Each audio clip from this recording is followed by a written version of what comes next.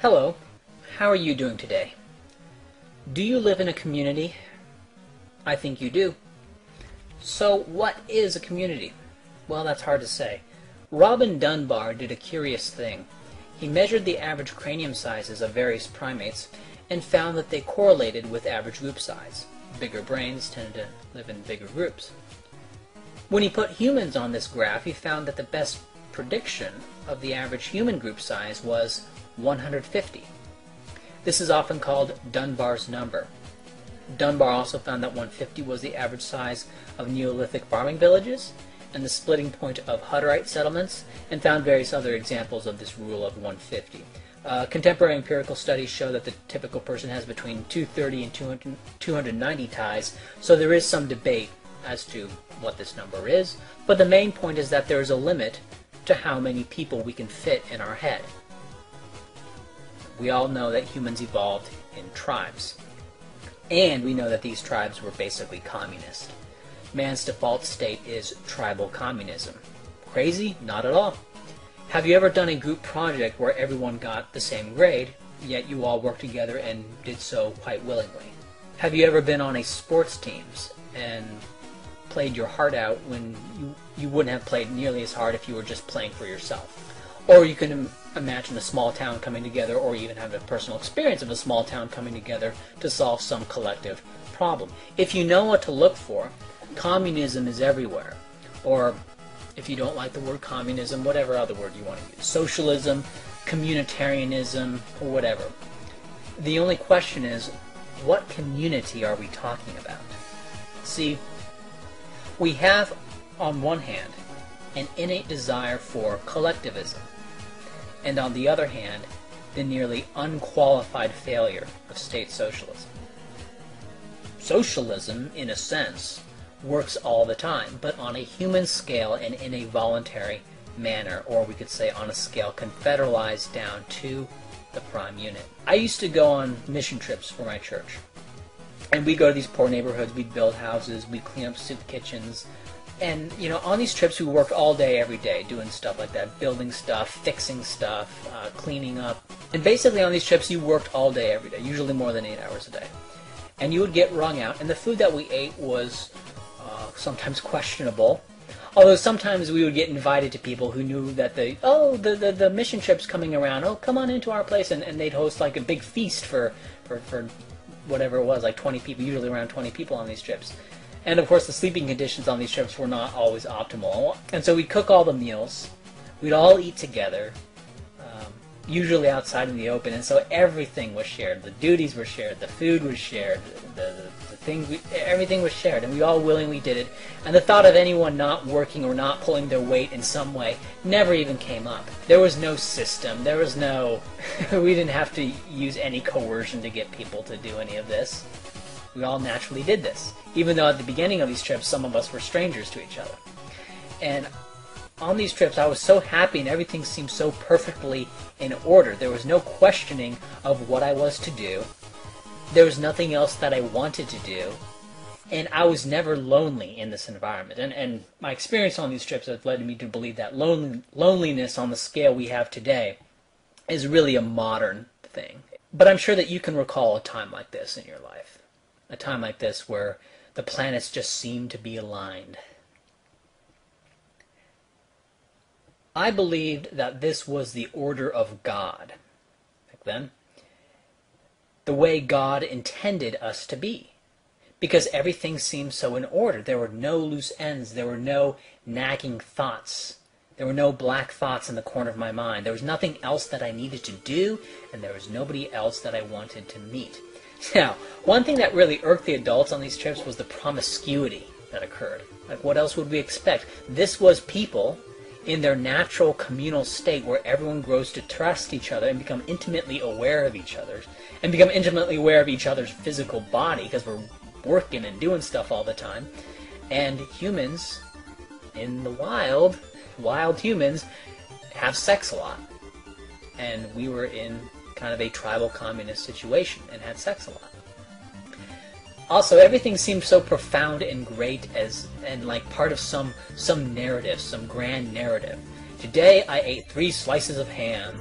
Today we cleaned the poop out of some dog kennels. Right? Everything just seemed to mean something, or seemed to be part of something. Even the feeling of not having enough sleep seemed somehow meaningful and good even. And everyone else on these trips more or less felt the same way. And everyone I've ever talked to has had at least one experience like this in their life. This is what is meant when people say, the sky seems bluer, the grass is greener, whatever. So if you want to understand the emotional core of socialism, just go back to whatever experience you had that was like that, and try to imagine it vividly. The more vividly you remember it, the more vividly you can understand the emotional core of socialism. It's also the emotional core of nationalism. Because imagine your group, and imagine one of these magic times with your group. Now, imagine the weakest member of your group. And imagine the weakest member of your group getting attacked by someone else. Now, what do you want to do when you see them attacking this person? What do you want to do? You want to kill the attackers, right? You want to beat them to an unrecognizable pulp. You're seeing red, as they say.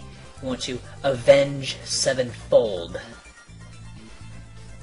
And all this was utilized by the National Socialists in Germany. Oh yes, I'm going to talk about Hitler. How cliche. Well, hear me out here.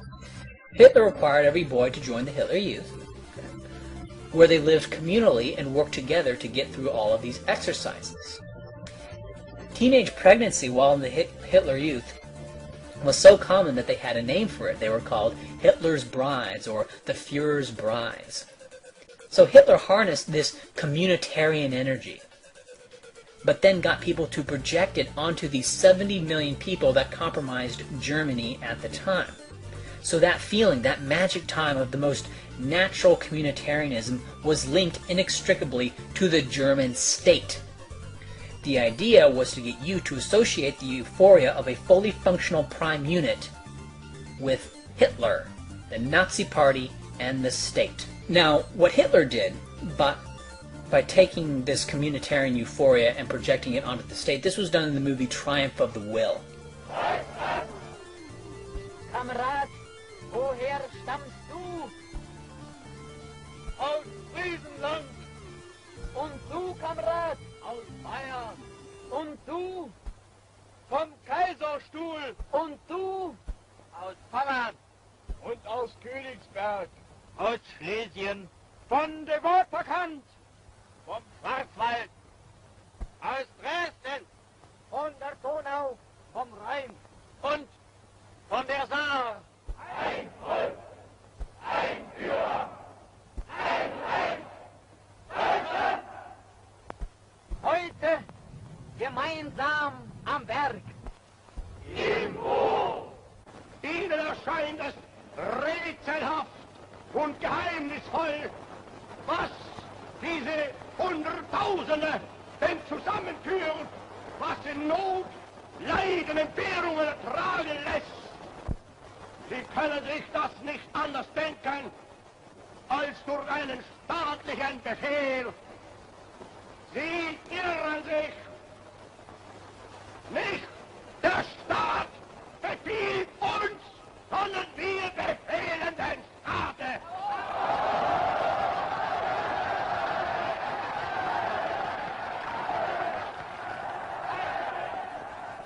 Nicht der Staat hat uns geschaffen, sondern wir schaffen uns unseren Staat. Nein, die Bewegung, sie lebt. Today, people are likely to write off all the talk of unity and there being one Germany as empty political buzzspeak. But it meant something back then. There was a real alternative identity that Germans had to their local communities. But Hitler was smarter than Stalin in this regard. Instead of trying to destroy local identity and to force people to identify with the state through some heavy-handed indoctrination program, What Hitler did is he took what people already had and made them think that that is the German state. A similar thing was and still is done in the U.S. What does America mean to you? America is many things to many people. To a 17-year-old kid, it's the malt shop on the corner.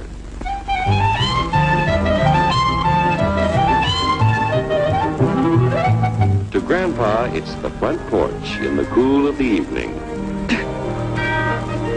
To Mother and her family, it's church on Sunday morning. And to Dad, it's his favorite relaxation.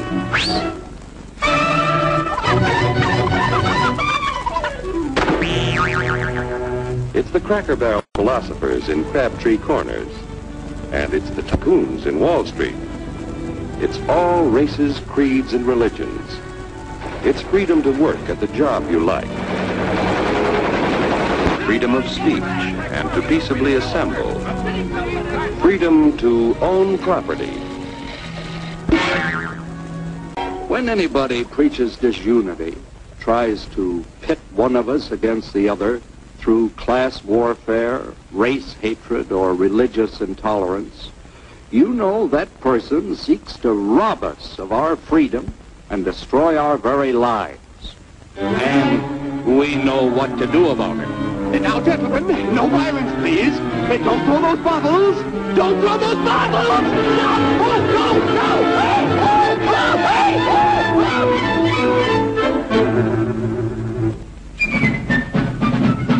Working together to produce an ever greater abundance of material and spiritual values for all. That is the secret of American prosperity. This is an attempt to get everyone to project their prime unit onto the state. And we can speculate as to why groups will do this and what groups do this and what their particular motives are, but it is undoubtable that it is in fact happening. Now, having linked the prime unit euphoria to the state, Hitler then said that Germany's weakest members were under attack. Ethnic Germans in Poland and Czechoslovakia were being treated horribly, having their farms and shops taken from them, farms that had been in the family for hundreds of years, going back to the Holy Roman Empire, even being massacred on occasion, or so the story went. So what did you want to do when your weakest member was being attacked? Kill them? Avenge sevenfold? You are seeing red. And what did the Nazis do to Poland? Well, project the way you felt when one person was being attacked onto a Leviathan state, and that's exactly what happened.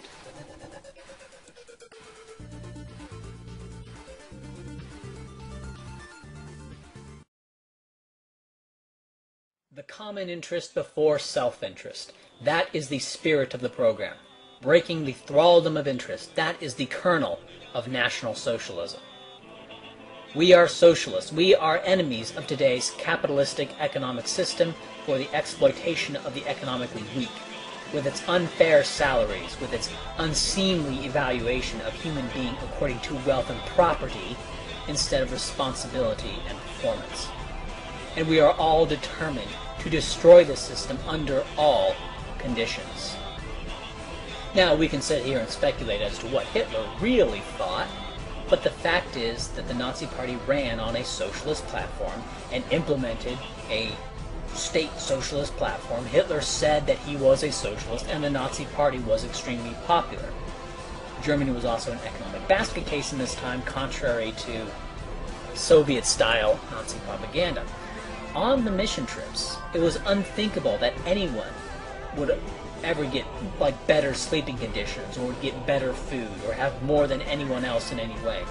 Even if you were a lousy worker, if you showed up and did the best you could, and it was obvious that you were doing the best you could, you would be taken care of. Ah, gee, well, you didn't really help out that much today, so I guess you don't get to eat. No, that would be insane. You show up, you do your duty, you will be taken care of. It would be insane to advocate anything otherwise, at least if you were in the group, that is. This is why I consider tribal socialism or tribal communism to be the innate political ideology that people have, because it's the evolutionary default. This innate ideology then gets projected to an inhuman scale and reified in the Leviathan state. In the US, what's happening is that different people have different tribes.